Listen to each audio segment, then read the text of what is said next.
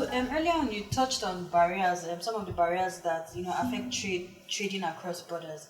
So can you talk us to what these barriers are in particular? So is it an infrastructure thing? Is it the poor policies that we have? What are the issues that are making us, that Nigeria seems to constantly or continuously experience, difficulty in terms of trading and then migration across borders?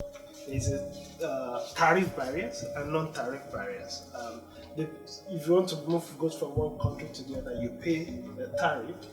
So those are the tariff barriers, and that's actually the basis argument in the African Continental Free Trade Area in terms of let's eliminate barriers on at least 90% of goods that have been exchanged across borders. But you could see that even that's as really obvious or what we can argue the advantage that many people have pointed to in that has been. There is also a kind of cost that countries have really. So one point is government might lose. If you eliminate tariffs, so there will not be cost of duties and all of that. You lose that aspect of your revenue. Of course, there is a gain in terms of trade that's benefit, but sometimes government tends to say, okay, then which goods to also include in that category is also a problem that the negotiation is facing.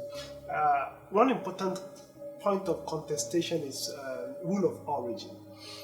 And the rule of origin is how should we determine, for example, China might establish a factory in places and now flood the whole region with it, whereas those goods are coming from China, but you could really just allocate it to another country and you trade. So how do we really determine rules of origin?